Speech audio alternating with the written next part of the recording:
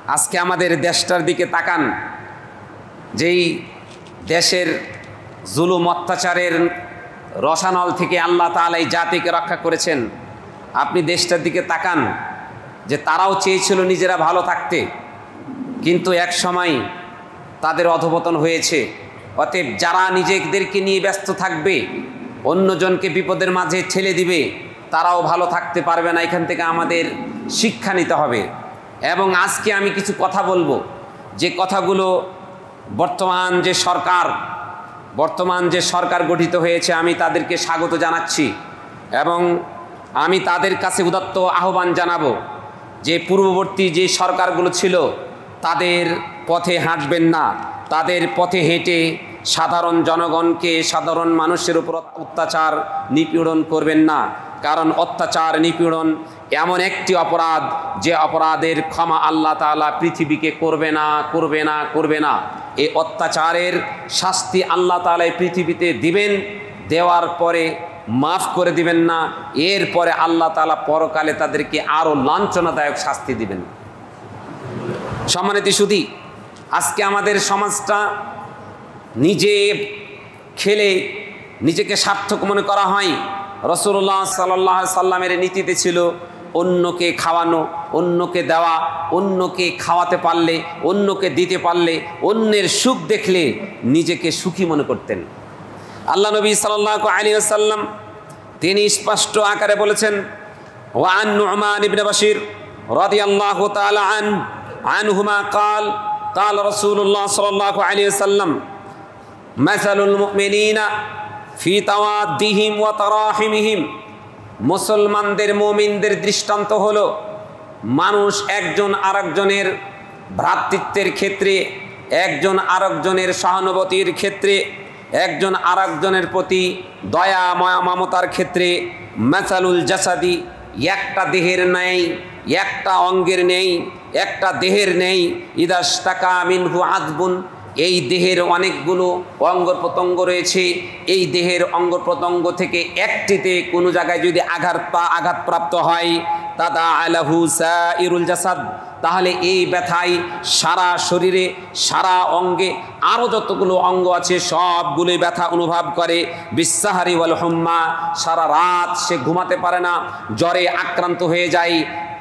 আপনার সারাটা দেহের মধ্যে মাত্র আপনার আঙ্গুলে একটা সমস্যা হয়েছে, সারা শরীরের ব্যথা অনুভব আপনি করবেন।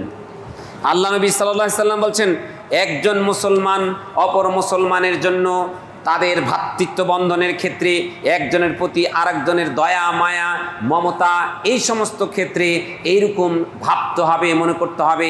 যখনই আপনি এখন এইরকম ভাবতে পারবো, তখন আমাদের সমাজ থেকে জুলুম নামক অধ্যায়টা একেবারে নির্বাপিত হয়ে যাবে।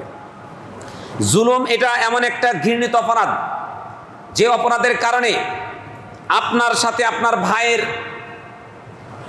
দ্বন্দ্ব শুরু হয়ে যাবে, আপনার বোনের দ্বন্দ্ব শুরু হয়ে যাবে, আপনার পাড়া প্রতিবেশীর সাথে দ্বন্দ্ব শুরু হয়ে যাবে, আপনার এলাকার সাথে দ্বন্দ্ব শুরু হয়ে যাবে।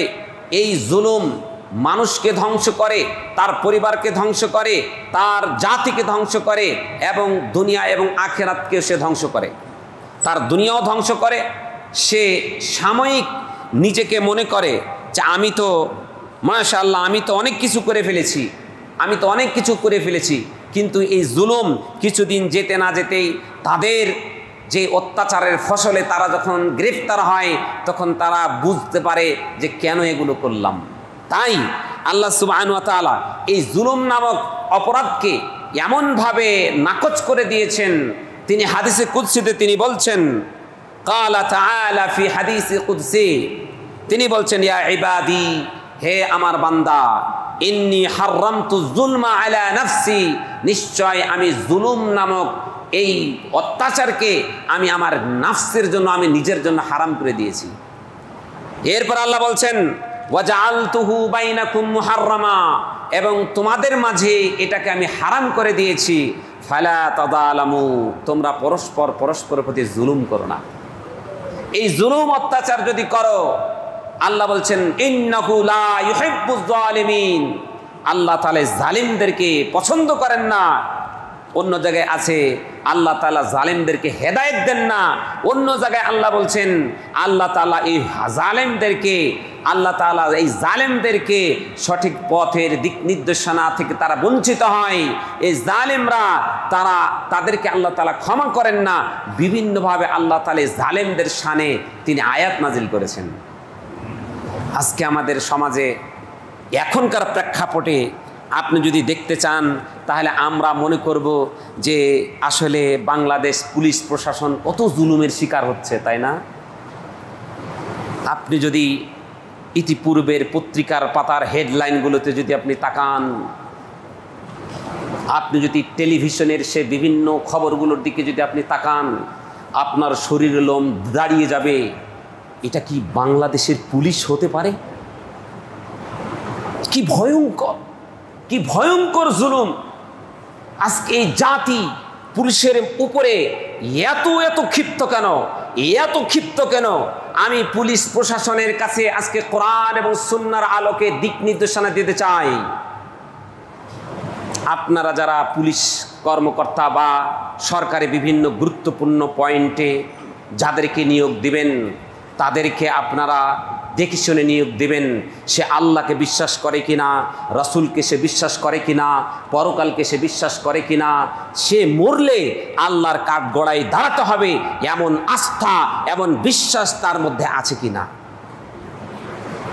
এই পুলিশ প্রশাসনের অধিকাংশই যারা শীর্ষস্থানীয় ছিল, তারা এমন জুলুম, এমন অত্যাচার, এমন নিপীড়ন, এমন কিছু করে নাই।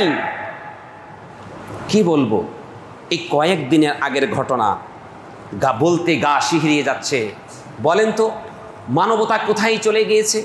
যে মানবতাকে ফিরিয়ে আনতে গিয়ে নবী করিম সাল্লাল্লাহু আলাইহি সাল্লাম বদরের যুদ্ধে রক্ত ঝরিয়েছেন, উহুদের যুদ্ধে তাজা তাজা প্রাণ দিয়েছেন, যে আল্লাহর নবী সাল্লাল্লাহু আলাইহি সাল্লাম এরকম 22-23টি যুদ্ধ করে হাজার হাজার সাহাবা একরামের রক্তের বিনিময়ে এই জাহিলিয়াতকে, এই বর্বরতাকে, এই নমরুদের আচরণকে, এই ফিরআউনের আচরণকে উৎখাত করে একটা সোনালী এই পৃথিবী উপহার দিয়েছিলেন।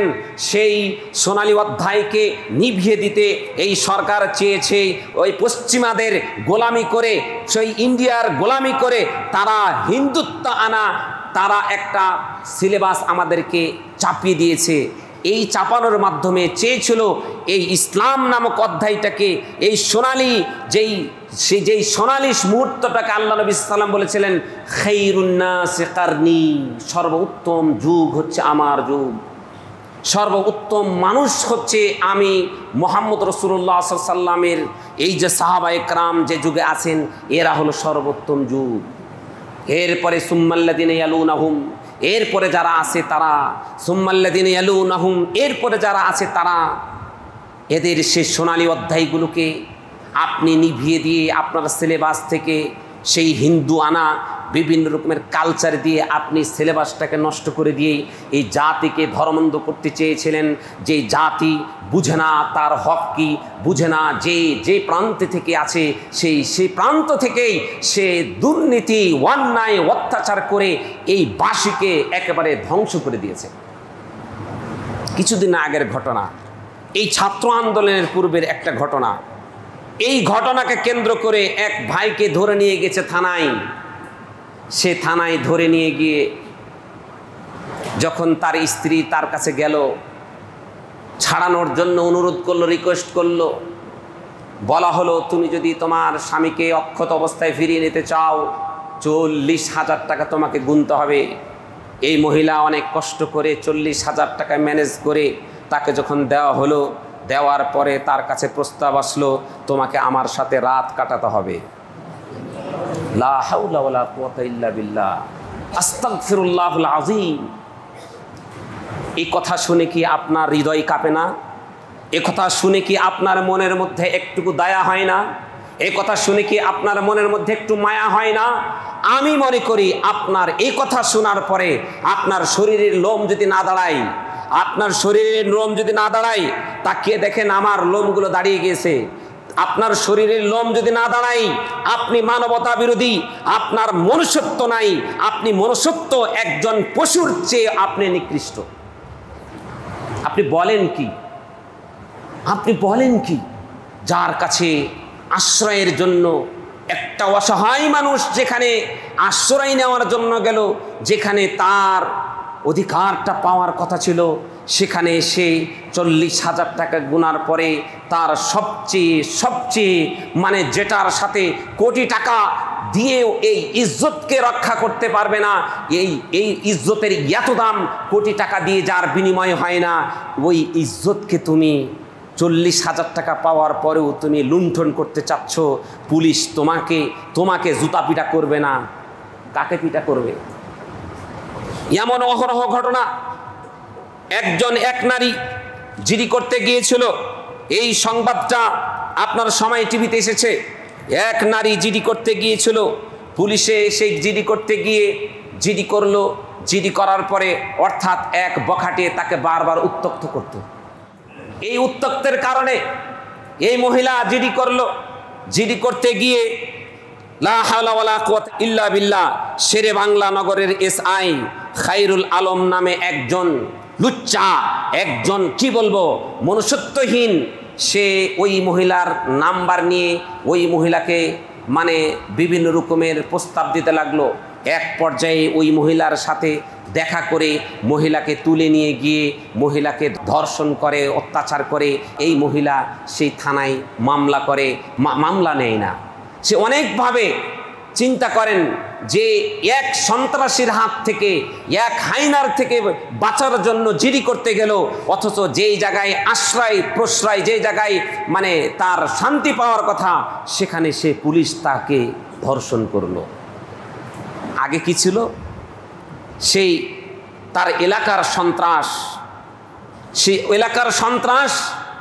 এলাকার চরিত্রহীন লোকটি কবল থেকে বাঁচার জন্য সে পুলিশের কাছে গেল।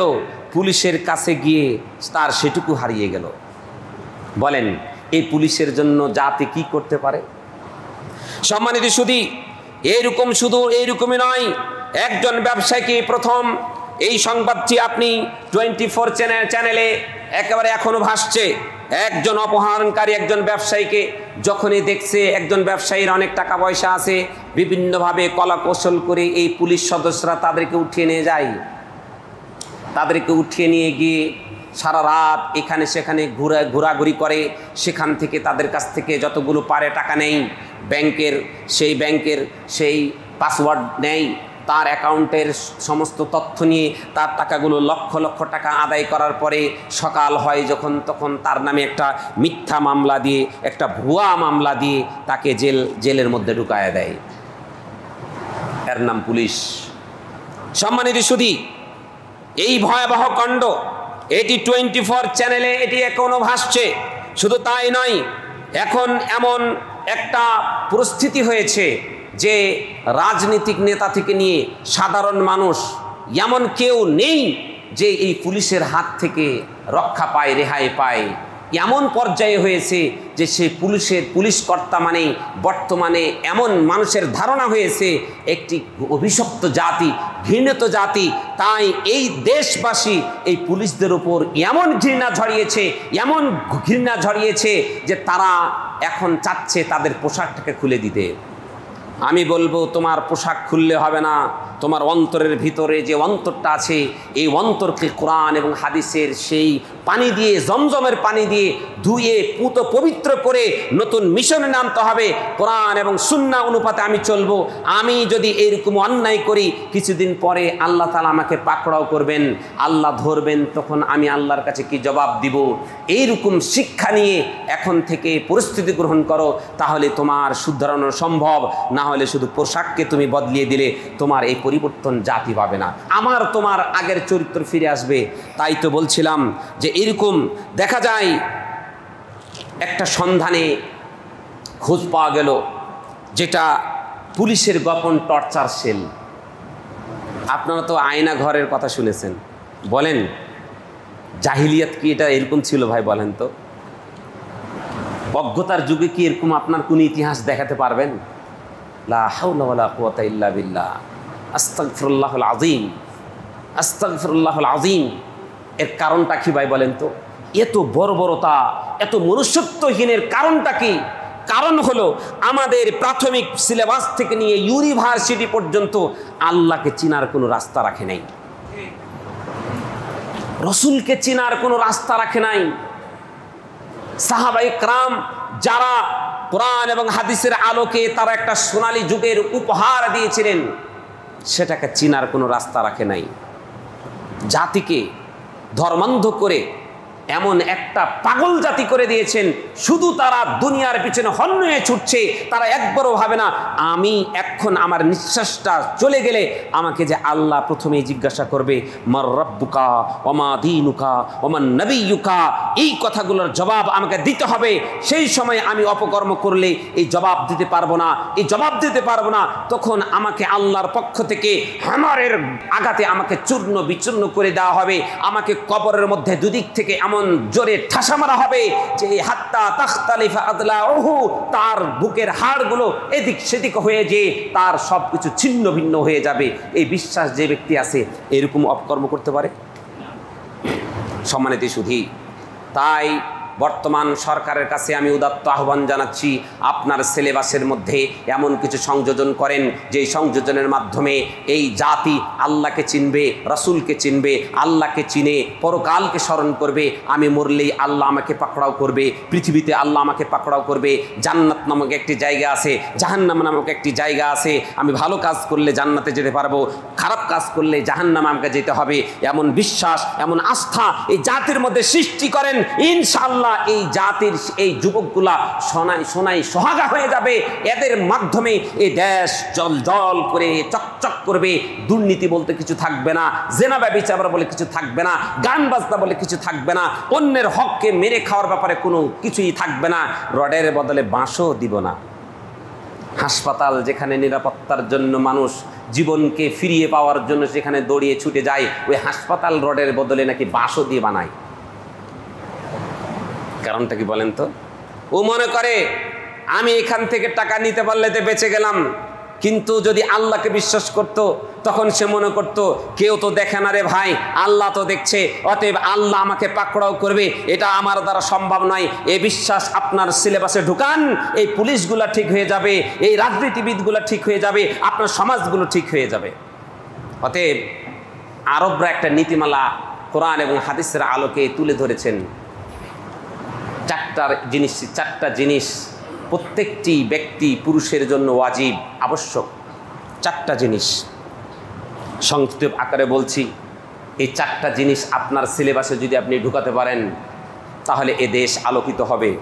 অতএব আপনি সরকার বাহাদুর, আপনাকে বলছি এই চারটা জিনিস একেবারে ইবতেদায়ী লেভেল থেকে নিয়ে প্রাথমিক বিদ্যালয় থেকে নিয়ে সেই ইউনিভার্সিটি লেভেল পর্যন্ত চারটা জিনিসের আপনার সিলেবাসে সংযোজন করেন।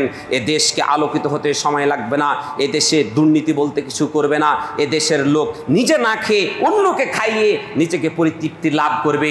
যেমনিভাবে আল্লাহ নবী সাল্লাল্লাহু আলাইহি ওয়াসাল্লাম অপরকে খাইয়ে তৃপ্তি লাভ করতেন, সাহাবা একরাম অপরকে খাইয়ে তৃপ্তি লাভ করতেন, এই তৃপ্তি লাভ আপনার এই জনগণ করবে। এক নাম্বার আল ইলম, কোরআন এবং হাদিসের এমন কিছু ইলম, এমন কিছু কোরআন এবং হাদিসের এমন কিছু ইলম দিতে হবে যেই ইলমের মাধ্যমে আল্লাহকে চেনা যায়। ভালো করে শুনেন, যে চারটা জিনিস আমি আপনাকে সিলেবাসে ঢুকাতে যাচ্ছি, এক নাম্বার হলো আল ইলম, কোরআন এবং হাদিসের এমন কিছু ইলম আপনার সিলেবাসে সংযোজন করবেন যেই ইলমের মাধ্যমে, আমি সংক্ষিপ্ত আকারে বলছি, যেই ইলমের মাধ্যমে আল্লাহকে চেনা যায়, আল্লাহর কি ক্ষমতা আছে। মারিফাতুল্লাহ, আল্লাহ বলছেন ফাআলাম আন্নাহু লা ইলাহা ইল্লাল্লাহ, তুমি আগে জানো যে আল্লাহ ছাড়া সত্যিকার কোনো ইলাহ নেই। এই ইলমের মধ্যে রয়েছে মারিফাতুর রাসূল, রাসূলুল্লাহ সাল্লাল্লাহু আলাইহি ওয়াসাল্লামকে চেনা, যে রাসূলকে চিনতে পারলে আপনি কার চরিত্রে চরিত্রবান হবেন, কার আদর্শে আদর্শবান হবেন সেটা আপনি চিনতে পারবেন, জানতে পারবেন। তৃতীয় নাম্বার হলো মারিফাতুদ্দিন, দিন সম্পর্কে জানা। এই তিনটা হলো মিলে হলো একটা এমন কিছু আপনি এই সিলেবাসগুলোকে পর্যায়ক্রমে দান করেন যার মাধ্যমে আপনার এই জনগণ আল্লাহকে চিনতে পারবে, রাসূলকে চিনতে পারবে এবং তার দিনকে চিনতে পারবে, তার মাথা থেকে নিয়ে পা পর্যন্ত দিনের আলোকে সাজাবে, তার নিজেকে নিয়ে তার পরিবারকে দিনের আলোকে সাজাবে, তার ব্যবসা বাণিজ্য এই দিনের আলোকে সাজাবে, এই ইলমের আলোকে সাজাবে। তাহলে একটা পরিবেশ আপনি একটা সুস্থ পরিবেশ পাবেন, যেই পরিবেশটা নবী করিম সাল্লাল্লাহু আলাইহি সাল্লাম জাতিকে উপহার দিয়েছিলেন। এই এলেমের মাধ্যমে কি হবে বলেন তো? আপনি আল্লাহর হক, বান্দার হক সম্পর্কে জানবেন। আপনি যখন আল্লাহর হক সম্পর্কে জানবেন, তখন আল্লাহর শানে আপনার কটু কথা বলতে বিবেকে বাধা দিবে। আল্লাহর সাথে শিরিক করতে পারবেন না, আল্লাহর ক্ষমতার উপর হস্তক্ষেপ করতে পারবেন না। আপনি বলতে পারবেন না সকল ক্ষমতার উৎস জনগণ, কথা বলতে পারবেন না সকল ক্ষমতার উৎস একমাত্র মহান রব্বুল আলামিন। আল্লাহ সম্পর্কে আপনি যখন জানবেন, তখন ইহকাল পরকালের বিষয়টা আপনার সামনে আসবে। আপনি ভাববেন, আমি যদি আমার ভাইয়ের হক মেরে খাই, আমি আমার বোনের হক মেরে খাই, আমি আমার পাড়া প্রতিবেশীর হক মেরে খাই, তাহলে আল্লাহ আমাকে কিয়ামতের দিন ধরবেন। এই হক না আদায় করা পর্যন্ত আমাকে কোনোভাবে ছাড় দেওয়া হবে না। এই বিশ্বাস যখন আপনার ভিতরে থাকবে, এই বলেন তো এই লোকগুলো নিরাপদ হয়ে যাবে না? আল্লাহর হক যখন আপনি জানবেন, তখন বান্দার হক জানবেন। আল্লাহর হক আর বান্দার হক যখন জেনে যাবেন, আল্লাহ নিরাপদ হয়ে গেল, বান্দারাও নিরাপদ হয়ে গেল। রাসূল সম্পর্কে যখন আপনি জানবেন, রাসূলের আদর্শগুলো আপনার জীবনে বাস্তবায়ন করবেন, আপনার পরিবারের জীবনে বাস্তবায়ন করবেন, আপনার সমাজে বাস্তবায়ন করবেন। দিন সম্পর্কে যখন জানবেন, তখন আপনার সমাজটা আলোকিত হয়ে যাবে, সোনায় সোহাগা হয়ে যাবে। এমন সমাজ আপনি পাবেন যে সমাজের মধ্যে চুরি থাকবে না, যে সমাজের মধ্যে জেনা ব্যভিচার থাকবে না, যে সমাজের মধ্যে একজন অপরজনের প্রতি জুলুম থাকবে না, যে সমাজের মানুষগুলো একেবারে প্রত্যেকটা যেন সে আবু বকরের চরিত্রে চরিত্রবান হয়ে যাবে, ওমরের চরিত্রে চরিত্রবান হয়ে যাবে, সেই ওসমান চরিত্রে চরিত্রবান হয়ে যাবে, আলীর চরিত্রে চরিত্রবান হয়ে যাবে, সাহাবা একরামের চরিত্রে চরিত্রবান হয়ে যাবে। এক একটা স্বর্ণযুগের মতো মানুষ এই সমাজে উপহার পেলেই দুর্নীতি নামক সেই অপশক্তি সব কিছু এই সমাজ থেকে ধূলিসাৎ হয়ে যাবে। আপনি এই এলেম নামক এই অধ্যায়টা আপনার প্রাথমিক বিদ্যালয় থেকে ইউনিভার্সিটি লেভেল পর্যন্ত ঢুকান। সমাজের পরিবর্তন কিভাবে আসে? যতদিন পর্যন্ত আপনি এই সিলেবাসে এইরকম ফলাফল পেতে গেলে আপনাকে মিনিমাম 10টি বছর অপেক্ষা করতে হবে। এই 10 বছরের মধ্যে আমি বলবো, কওমি লেভেলের যে সমস্ত আল্লাহ এবং তার রাসূলের প্রেমে সে এতটাই সেই নিজেকে আল্লাহ এবং তার রাসূলের ভালোবাসাকে এমন ধারণ করে যে আল্লাহ এবং তার রাসূলের বিধিবিধানকে রক্ষা করতে গিয়ে নিজের জীবনকে দিয়ে দিবে। তাও আল্লাহর নামে, আল্লাহর শরীয়তের মিনিমাম কোনো ব্যাঘাত হোক, রাসূলের আদর্শের মিনিমাম একটু ব্যাঘাত হোক, এমন কার্যকলাপ করবে না। এমন কিছু যুবক দেখে দেখে এই প্রশাসনের বিভিন্ন জায়গায় ঢুকান, আলোকিত হতে সময় লাগবে না। আপনার মা বোন যখন বিচার নিয়ে ওই থানার কাছে যাবে, থানার ওই পুলিশের ওই ধর্মের আলোকিত একজন মানুষের কাছে যখন থানায় বিচার নিয়ে যাবে, তখন ওই লোকটা একেবারে একনিষ্ঠ বিচার পাওয়ার আশা রাখা যায়। সেটা হবেই হবে, কারণ সে জানে আল্লাহ নবী সাল্লাল্লাহু আলাইহি সাল্লাম তিনি বলেছেন, আল্লাহ নবী সাল্লাল্লাহু আলাইহি সাল্লাম বলেছেন, যাকে এই জাতির দায়িত্ব দেওয়া হয়েছে, এই জাতির দায়িত্ব যাকে দেওয়া হয়েছে, এই জাতি সে দায়িত্ব যদি ঠিক মতন আদায় না করে যদি মৃত্যুবরণ করে, তাহলে তাকে জাহান্নাম দেওয়া হবে। আল্লাহ নবী সাল্লাল্লাহু আলাইহি সাল্লাম তিনি এই কথাই বলেছেন। দায়িত্ব দেওয়া হয়েছে, অথচ তুমি মানুষের সে দায়িত্বকে তুমি ঠিক মতন পালন করলে না, তাহলে তোমার জন্য জান্নাত হারাম, জাহান্নাম তোমার জন্য অবধারিত হয়ে যাবে। আল্লাহ নবী সাল্লাল্লাহু আলাইহি সাল্লাম তিনি এভাবেই বলছেন। তিনি আর একটি হাদিসে বলছেন, মান ওয়াল্লিয়া মিন আমরিল মুসলিমিনা শাইআন ফাহতাজাবা দুনা খুল্লাতিহিম ওয়া হাজাতিহিম, যে ব্যক্তি কোন মানুষের কোনো দায়িত্ব, অধীনস্থদের দায়িত্ব পেল, এই দায়িত্বের সময় যখন কোনো ব্যক্তি মানুষের দায়িত্ব, অভাব অনটন, মানুষের প্রয়োজনে নিজেকে আত্মগোপন করে রাখলো, নিজেকে সরিয়ে রাখলো, আল্লাহ নবী সাল্লাল্লাহু আলাইহি সাল্লাম বলছেন, কাল কিয়ামতের দিন ওই লোকটাই যখন অভাব অনটনে থাকবে, অর্থাৎ সে নিজেকে অসহায়ত্ব হয়ে যাবে, তখন আল্লাহ তাআলা তার কাছ থেকেও তিনি সরে পড়বেন, তার কাছ থেকেও তিনি দেখা দেবেন না, তার প্রয়োজনে আল্লাহ তাআলা সাহায্য সহযোগিতা করবেন না। এই ভয় যে ব্যক্তি থাকবে, এই লোক যদি প্রশাসনের সেই চেয়ারে থাকে, বলেন একটা মানুষ তার অধিকার থেকে বঞ্চিত হবে না। তাই বলছি, বর্তমান সরকারের উদ্দেশ্যে, যদি আপনি এই সমাজটাকে আলোকিত সমাজ বানাতে চান, কারণ এই পৃথিবীর বাসীর একমাত্র অভিভাবক হচ্ছে আল্লাহ তাআলা। এই অভিভাবক যিনি এই পৃথিবীর মানুষকে সৃষ্টি করেছেন, এই মানুষ সৃষ্টি করার পরে এই মানুষগুলো কিভাবে চলবে ফিরবে, কিভাবে তাদের জীবনকে পরিচালনা করবে, তার জন্য একটা গাইডলাইন দিয়ে দিয়েছেন, সেটি হলো আল কোরআন ও সুন্নাহ।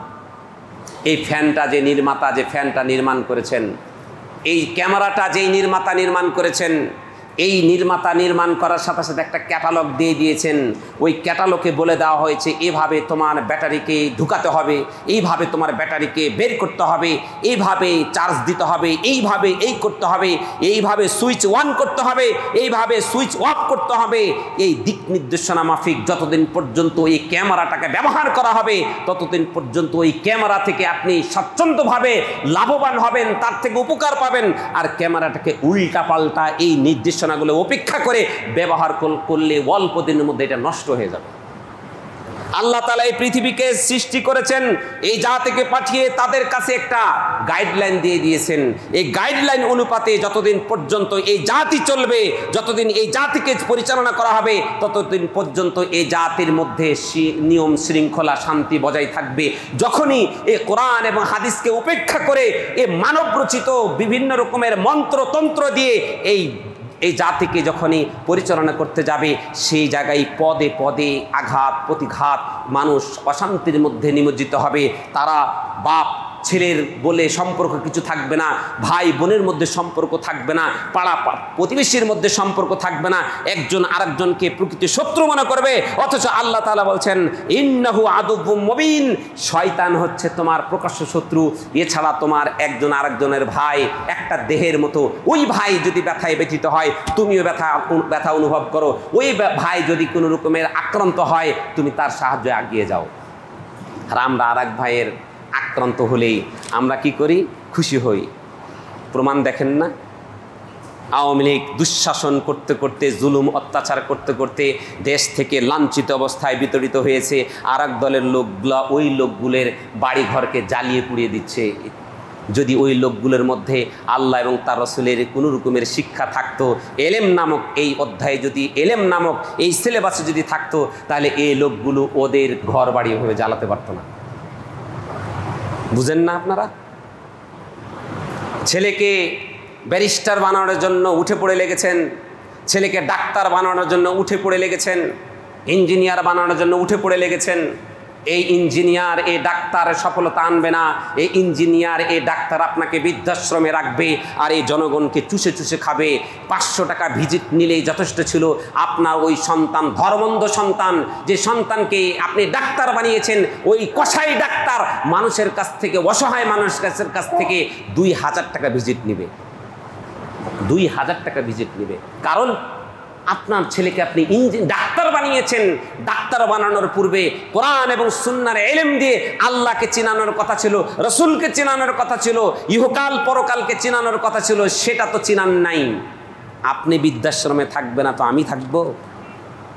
বলেন তো, যারা বৃদ্ধাশ্রমে আছে তাদেরকে গিয়ে দেখেন তো, কোনো রিক্সাওয়ালার মা নেই, কোনো দিন মজুরের মা নেই, ওখানে আছে বড় বড় অফিসারের মা।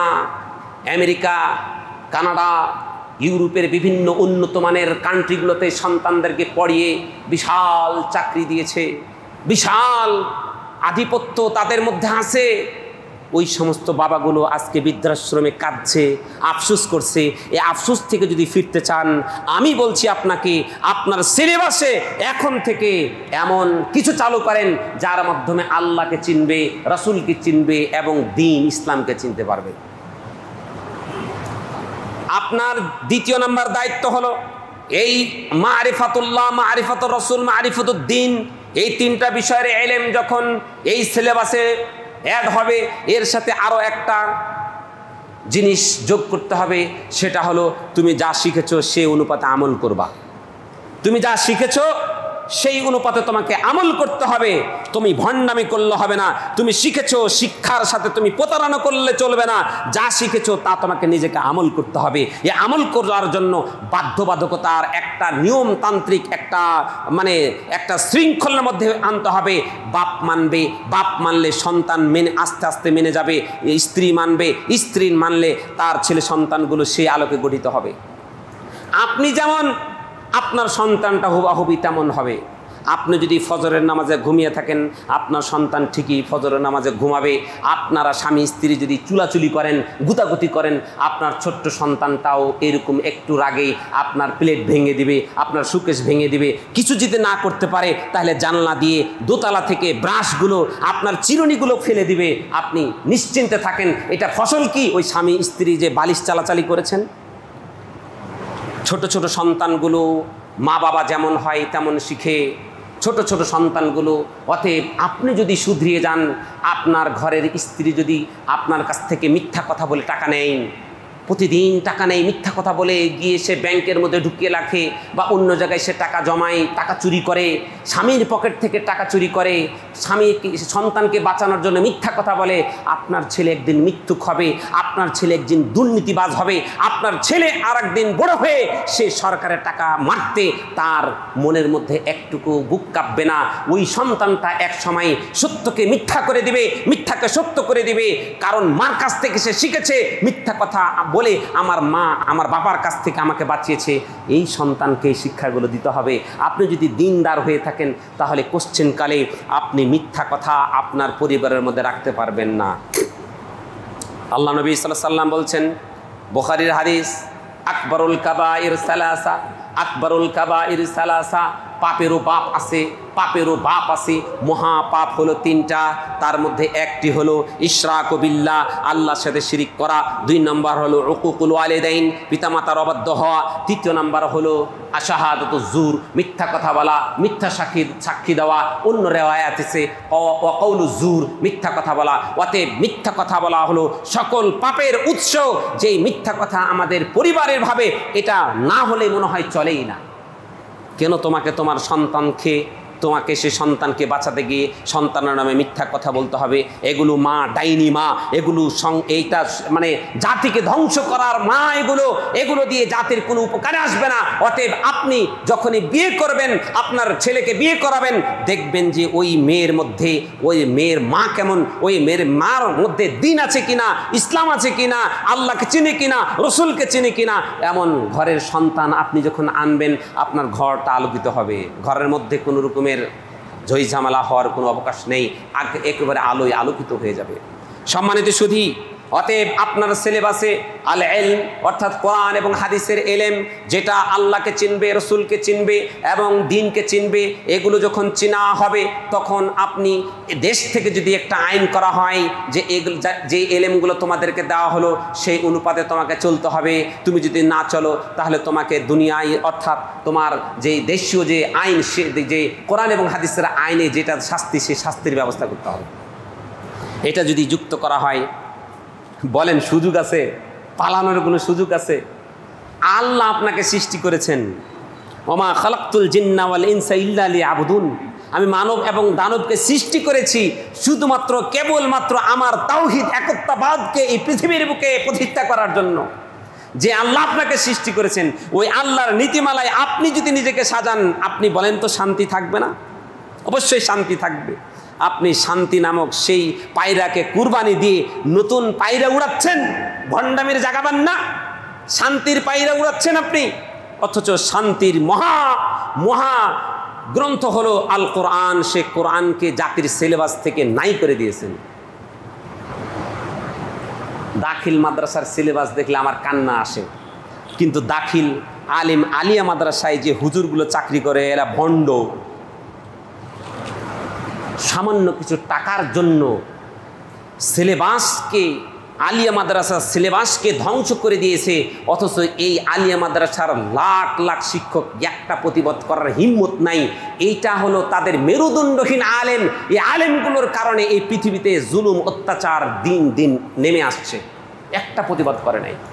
আল্লাহর কসম করে বলছি, আল্লাহর কসম করে বলছি, আলিয়া মাদ্রাসার সিলেবাস এই আওয়ামী লীগ খবিস সরকার যেটা করে গিয়েছে, এই পৃথিবীকে একটা কি বলবো হিজড়া মুসলমান উপহার দেওয়ার জন্য করে গিয়েছে। ও মুসলমান, ও নারীও না তো পুরুষ না, ও কি বলেন তো?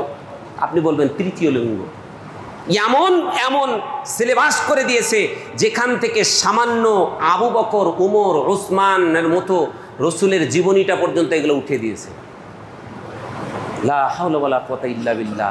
অথচ এই লাখ লাখ শিক্ষক যদি তারা একসাথে দাঁড়িয়ে তারা বলতো প্রয়োজনে রিক্সা চালিয়ে খাবো, প্রয়োজনে বাদাম বিক্রি করে খাবো, প্রয়োজনে মাটি কেটে মানুষের বাড়ি কামলা দিয়ে খাবো, তারপরে এই সিলেবাসকে লাথি মেরে এই দেশ থেকে উৎখাত করবো, এই সিলেবাস পড়াবো না, দেও চাকরি বাদ দাও দেখি আমাদের সকলকে। আছে? বলেন তা আছে? এই সিলেবাস তারা মেনে নিয়েছে, তারা এই সিলেবাস মেনে নিয়ে শুরু করে দিয়েছে লেখাপড়া। আপনাকে বলছি, আপনি যদি জ্ঞানী হয়ে থাকেন, আপনি সেই সিলেবাসগুলোর কিচ্ছু নিতে হবে না, শুধুমাত্র সেই মেন সাবজেক্টগুলো আপনি নিয়ে দেখবেন। ইসলামের ইতিহাসটা নিয়ে দেখেন তো কি পরিস্থিতি রেখেছে। লা হাওলা ওয়ালা কুওয়াতা ইল্লা বিল্লাহ। অতএব আপনার সিলেবাসে যখন এই ইলম কোরআন এবং সুন্নাহর আলোকে যখন আপনি সিলেবাসে ঢুকাবেন এবং এগুলো যখন মানুষ মানতে শুরু করে দিবে, তখন তৃতীয় নাম্বার আরেকটা আপনার দায়িত্ব আসলো।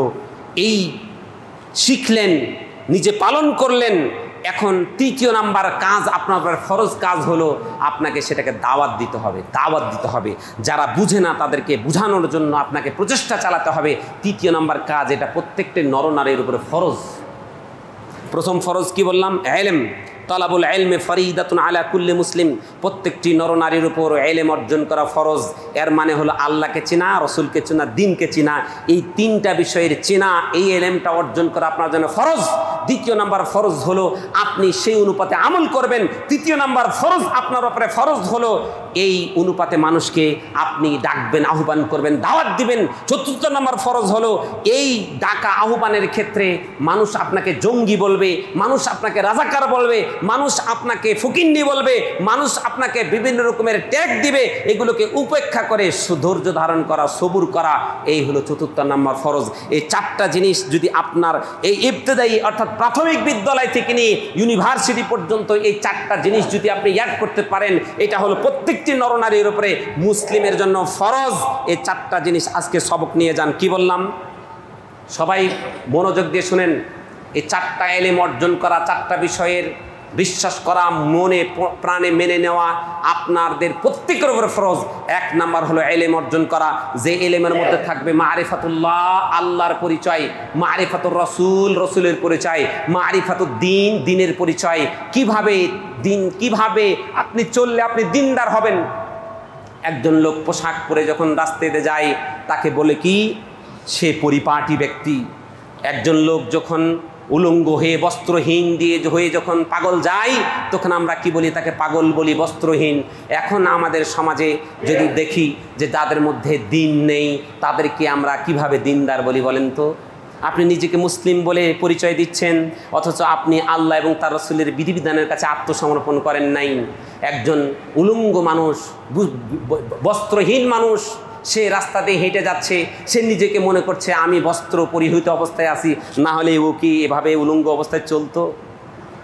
ওই লোকটাকে উম্মাদ বলছেন, অথচ আপনার সমাজে দিনকে মানে না, আল্লাহ রসুলকে চিনে না, আল্লাহকে চিনে না, দিনকে মানে না, তাকে আপনি মুসলিম বলছেন। কোন বেহায়া, কোন নির্লজ্জায় আপনি বলছেন? তাহলে ওই পাগলটাকে আপনাকে বলতে হবে যে কি সে বস্ত্র পরে আছে। হ্যাঁ বলেন তো, আপনি ভাবেন তো। তাহলে একজন মানুষের মধ্যে বস্ত্র না থাকার কারণে তাকে বিবস্ত্র বলছেন, আর যেই মানুষটা দিন ইসলামের বিধিবিধান না মেনেও তাকে আপনি কিভাবে মুসলিম বলছেন? সেও তো অমুসলিম, সেও তো মুসলমানের মানে যে নীতিমালা সেগুলো থেকে সে উলঙ্গ, সে বস্ত্রহীন। দিনের যে পোশাক, সে পোশাক তার মধ্যে নেই। আপনি ওই জায়গায় ঠিকই বুঝছেন, ও ওর বস্ত্র নেই, ও ল্যাংটা। তা আপনি যে দিন থেকে ল্যাংটা আপনি নিজে বুঝেন না। সম্মানিত শুধু এই চারটা নীতিমালা আপনাকে জানতে হবে। মারিফাতুল্লাহ, মারিফাতুর রসুল, মারিফাতুদ্দিন। দ্বিতীয় নাম্বার আপনার জন্য ফরজ ওয়াজিব হলো যে আপনি যখন এগুলো জানলেন তখন সেই অনুপাতে আপনাকে আমল করতে হবে। তৃতীয় নাম্বার আপনার উপর ফরজ হলো আপনার জানা বিষয়টাকে আপনাকে অন্য কাছে জানাতে হবে। আপনি যদি না জানান কিয়ামতের দিন এলেম গোপনকারী হিসেবে আল্লাহর কাঠগড়ায় আপনি দাঁড়াবেন। চতুর্থ নাম্বার আপনার উপরে দায়িত্ব হলো আপনি এইগুলো কাজগুলো করতে গিয়ে আপনি নির্যাতনের শিকার হতে পারেন আপনার সেখানে ধৈর্য ধারণ করে আপনার এই দিনের উপরে দায়েম থাকতে হবে। আপনার এই সিলেবাসে এমন বিষয়গুলো যদি আপনি পরিবেশ করান তাহলে এই পুলিশ নামক যে বর্তমানের যে অবস্থা হলো এই অবস্থার সম্মুখীন আমাকে আপনাকে হতে হবে না। কারণ প্রত্যেকটা এই সিলেবাস পড়ে যখন তারা আলোয় আলোকিত হবে, প্রত্যেকটা মানুষ আরেকটা মানুষের হক বুঝবে, তখন সেই সর্ষের মধ্যে আর ভূত পাবেন না। সর্ষের মধ্যে কি আর ভূত পাবেন না। তাই আমি পুলিশ প্রশাসনকে বলছি, আপনারা যে কাজগুলো করেছেন, কয়েকদিন আগের ঘটনা, আমি যেই প্রতিষ্ঠানের প্রিন্সিপালের দায়িত্বে আছি, এই প্রতিষ্ঠানের একজন আমাদের সহযোদ্ধা, প্রাথমিক থেকে আমরা যে প্রতিষ্ঠান শুরু করি সেই লগ্ন থেকে একজন মাস্টার, বিএসসি মাস্টার, উনি আমাদের এখানে চাকরি করেন। এই 1 মাস আগের ঘটনা, সে মাদ্রাসা থেকে যে বেতন পায় সেটা থেকে তার সংসার চলে না। এই সংসারকে একটু সংসারে সচ্ছলতা আনার জন্য আমাদের মাদ্রাসার পাশে একটা দোকান দিয়েছে। কয়েকদিন আগের ঘটনা, কম্পিউটারের দোকানে সে কম্পিউটারে বিভিন্ন রকমের লেখা, বিভিন্ন রকমের কম্পোজ সেখানে করে থাকে। একদিনের ঘটনা, দক্ষিণখান থানা থেকে 3-4 জন এসআই ওখানে গিয়ে একজন মানে তাদের যে সোর্সকে দিয়ে একটা আইডি কার্ড বানিয়ে নিয়েছে, ভুয়া আইডি কার্ড। অনেক অনুনয় বিনয় করে বলেছে যে ওই মহিলা গিয়েছে প্রথমে, ওই মহিলাটা ছিল তাদের সোর্স, গিয়ে বলছে আমার বাড়ি ঘর পুড়ে গেছে, আমি গার্মেন্টসে চাকরি করব, আমি চাকরি করতে পারছি না মানে একটা আইডি কার্ডের জন্য, তা আপনি আমাকে একটা আইডি কার্ড বানিয়ে দেন, শুধুমাত্র আমি অন্য জায়গায় শো করব না, এখানে আমি চাকরিটার জন্য পাই, আমি বাল বাচ্চা নিয়ে অনেক বিপদে আছি। এমন অনুনয় বিনয় করে তারপরে সে আইডি কার্ড যখন বানার ইচ্ছা ছিল পুলিশদের কৌশল, সেখানে গিয়ে এক গাড়ি পুলিশ গিয়ে হাজির। কিছু ভুয়া সাংবাদিক, এই কুলাঙ্গার ভুয়া সাংবাদিকরা এদের সাথে জড়িত, এরাও গিয়ে এখানে হাজির, এমনভাবে ঘিরে ফেললো, আমাকে ফোন দিল এরকম একটা ব্যাপার হয়েছে। আমি দৌড়িয়ে গেলাম, গিয়ে দেখলাম এই পুলিশ অফিসার সব কিছু লিস্ট করছে, অথচ তাদের সোর্স দিয়ে কাজটা করেছে। 1.5 মাস আগের ঘটনা ভাই, দক্ষিণখান থানার এই ঘটনা। ওই পুলিশ অফিসারকে যখন আমি কি বলবো, আমি যখন আমার দায়িত্ব থেকে আমি বললাম আপনার এই সোর্সকে আমি দেখে নিব, আপনার এই সোর্সের বিরুদ্ধে আমি মামলা করব, কিছুটা নরম হয়ে গেল। আমি যখন অনেক চিল্লাচিল্লি করতে লেগেছি তখন সে আমাকে অন্য জায়গায় আরও অন্য পুলিশগুলো আমাকে ধরে নিয়ে বোঝানোর চেষ্টা করছে। যাই হোক, এক পর্যায়ে সে 1.5 লাখ টাকা চেয়ে বসলো। 1.5 লাখ টাকার নিচে এটা হবে না, আস্তে আস্তে 20,000 টাকায় সমাধা হয়েছে। এই 20,000 টাকা আমি নিজে ওখানে দিয়েছি, তারপর ওই লোকটা ছাড়া পেয়েছে। তো এদেরকে জুতাবে না, এদেরকে পুকুরে চুপানি দিবে না, কাদেরকে দিবে বলেন তো? পুলিশ ভাইদেরকে বলছি, আপনাদের এই চরিত্র পাল্টান। জনগণের সেবক পুলিশের যে পুলিশের মধ্যে প্রত্যেকটা লেটার আছে, এই লেটারগুলোর একটা মিনিং আছে, এই মিনিং অর্থগুলো প্রত্যেকে ভালো করে বুঝে মানুষের যে দায়িত্ব সেই দায়িত্বগুলো নেন। মানুষকে বাঁচানোর দায়িত্ব আপনার, মানুষকে তাদের মান ইজ্জত সম্মান বাঁচানোর দায়িত্ব আপনার। আপনি কি করেন? আলেম ওলামাকে নিয়ে নারীদের সামনে ভিডিও করেন, নারীদের সামনে ভিডিও করে তাদেরকে, এটা আলেম ওলামা অনেকের যারা জেলখানায় এভাবে ঢুকিয়ে রেখেছে তারা বলেছে তাদেরকে পুরা কাপড় আর যদি পাঞ্জাবি আর দাড়ি যদি থাকে, একে যে কি গালাগালি করে এই পুলিশ প্রশাসনের অধিকাংশই লোক, এরা জঙ্গি, এরা জামাত, এরা মানে কি একটা নোংরা ভাষা তাদেরকে ব্যবহার করে। আজকে আমরা আল্লাহ তাআলা আমাদেরকে সেই জঙ্গি বা এইরকম রাজাকার নাম থেকে, এই জন্য এই বাংলার আলেম সমাজ এত খুশি হয়েছে আজকে থেকে মানে নির্বিঘ্নে কথা বলার মতো সাহস পাবো এবং আমাকে আর জঙ্গি বলবে না। রাস্তায় বের হলে চোর মনে হতো। শেখ আকরামের নামে একটা মামলা হয়েছে কয়েকদিন আগের ঘটনা।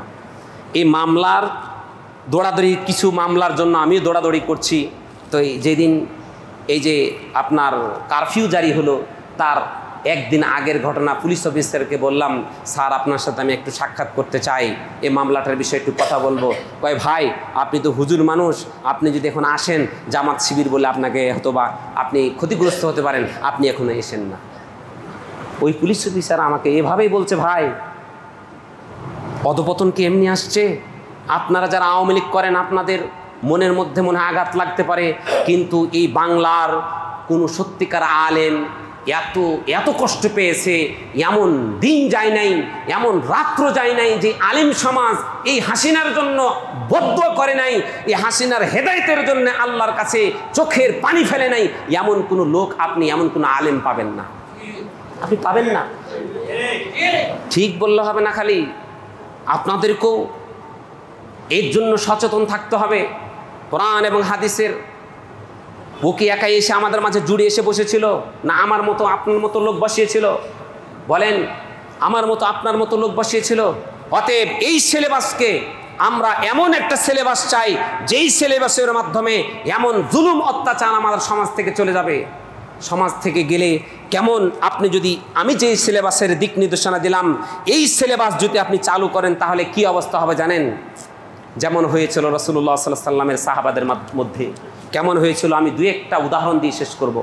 আল্লাহ নবী সাল্লাল্লাহু আলাইহি সাল্লামের তাবুক যুদ্ধের ঘটনা। তাবুক যুদ্ধে আল্লাহ নবী সাল্লাল্লাহু আলাইহি সাল্লামের বেশ কিছু সাহাবী তাবুক যুদ্ধে শাহাদাত বরণ করেছিল। তার মধ্যে ছিল হারিস ইবনে হিশাম, ইকরামা ইবনে আবি জাহেল, তার হলো আয়াশ ইবনে রাবিআ। এই তিনজন সাহাবী তারা মুমূর্ষু অবস্থায় পড়ে রয়েছে। একজন লোক এসে দেখেন তাদের মধ্যে কেমন দিনের প্রতি একজন ভাই আর এক ভাইয়ের প্রতি কেমন মমতা ছিল। তারাও সেনাপতি, তারাও সৈনিক। ইকরামা ইবনে আবু জাহেল, হারিস ইবনে হিশাম, তিনি মুমূর্ষু অবস্থায় শুয়ে রয়েছে।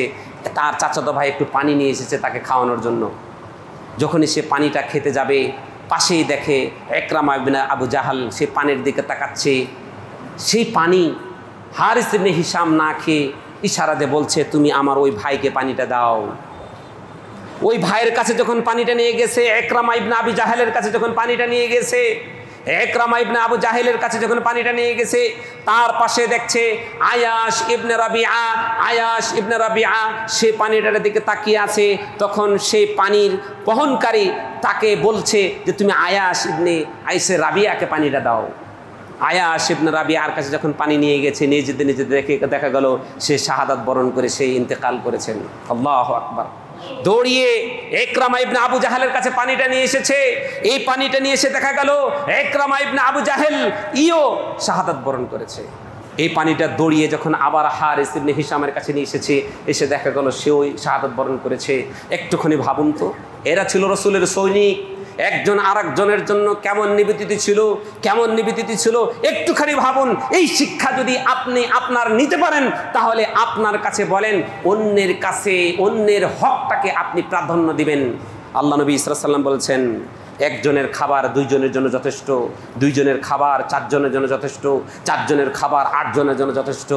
এই যে খাবার, আপনি যখন এই খাবারগুলো নিয়ে যখন চারজনের খাবার আটজনে যখন বসবেন, প্রত্যেকেই যখন বলবেন আমার ভাই একটু বেশি খাক, আমার ভাই একটু বেশি খাক, আমার ভাই একটু বেশি খাক, এই চারজনের খাবারে আল্লাহ তাআলা বরকত ঢেলে দিবেন। আল্লাহ তাআলা বরকত ঢেলে দিবেন। আটজন লোক একেবারে পরিতৃপ্তভাবে খেয়ে এরপর কিছুটা বেশি হয়ে যাবে। আর আমাদের সমাজে কি, খাই, আমি একটু বেশি খাইলে মনে হয় আমি সফল হয়ে গেলাম, আমি একটু বেশি খাইলেই মনে হয় সফল হয়ে গেলাম, আমি পেট পুরে খেলে মনে সফল হয়ে যাম, ও জাহান্নামে যাক। এমন খাই করবেন, 8 জনের খাবারে 16 জনেও আপনার শর্ট পড়বে। 16 জনের শর্ট, আপনার 8 জনের খাবারে 4 জনের শর্ট পড়বে। কারণ এই যে খাই করছেন, এই খাই স্বভাবটা আমাদের সমাজে থাকার অন্যতম কারণ হলো, এই কারণটার অন্যতম হলো কোরআন এবং সুন্নাহর কোনো এলেম বিদ্যা আমাদের কাছে নেই। আল্লাহ রসুলের কাছে একজন মহিলা একটা সুন্দর শামলা, অর্থাৎ ওই যে বড় বড় শায়েখরা একটা উপরে পোশাক পরে না, এমন একটা পোশাক আল্লাহ নবী সাল্লাল্লাহু আলাইহি ওয়াসাল্লামের কাছে এক মহিলা নিজ হাতে বানিয়ে আল্লাহ নবীকে সে উপহার দিয়েছেন। আল্লাহ নবী সাল্লাল্লাহু আলাইহি ওয়াসাল্লামকে উপহার দেওয়ার পরে আল্লাহ নবী সেটা পরে তিনি যাচ্ছিলেন। এক লোক সেটাকে দেখে অনেক প্রশংসা করতে লাগলো। এক পর্যায়ে বলল, ইয়া রাসূলুল্লাহ, আমি এটা আপনার কাছে চাই। আল্লাহ নবী সাল্লাল্লাহু আলাইহি ওয়াসাল্লাম অথচ এই পোশাকটার আল্লাহ নবী পেয়ে এত খুশি হয়েছিলেন এবং এত প্রয়োজন ছিল, প্রয়োজন থাকা সত্ত্বেই এই পোশাকটা আল্লাহ নবী সাল্লাল্লাহু আলাইহি ওয়াসাল্লাম খুলে ওই লোকটাকে দিয়ে দিল। ওই উপস্থিত সাহাবীরা বলা বলি করতে লাগলো, এই তুই কেমন লোক রে? আল্লাহ নবী পোশাকটা পাওয়ার পরে কতটা খুশি হয়েছিল, আল্লাহ নবী এটার প্রয়োজন ছিল, তারপরে তুমি এটা চাইলা। তুমি তো জানো যে আল্লাহ নবীর একটা স্বভাব আছে, মানুষ কিছু চাইলে তিনি সেটা না করতে পারেন না, আল্লাহ নবী তোমাকে দিয়ে দিবে, জানা সত্ত্বেও তুমি এটা কেন নিলে? এমন যখন ধমকাধমকি করতে লাগলো, ওই সাহাবী বলল, হে ভাই, আমি আসলে যেটা নিয়েছি এটাকে পরে ছিঁড়ে ফেলবো, এই জন্য নেই। আমি আল্লাহ নবীকে এতটা ভালোবাসি, আল্লাহ নবীকে এতটা ভালোবাসি যে আমি যখন ইন্তেকাল করব, আমার এটা কাফন দিয়ে এই বরকত আল্লাহ নবী সাল্লামের গায়ে যে জামাটা ছোঁয়া পেয়েছে, এই জামাটা নিয়ে আমি কবরে শুইতে চাই, এই জন্য ভাই আমি এই জামাটাকে নিয়েছি।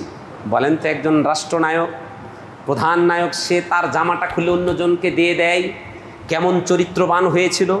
আল্লাহ নবী সাল্লামের এক সাহাবী, একদিন খেলে আর একদিন খেতে পারে না। আল্লাহ নবী সাল্লাম একদিন সেই তার সাহাবাদেরকে নিয়ে বসে আছেন, এমন সময় এক ভিক্ষুক এসে বলছে, হে আল্লাহ রসুল, আমি কয়েকদিন যাবৎ অনাহারে আসি, আমি খেতে পাই নাই।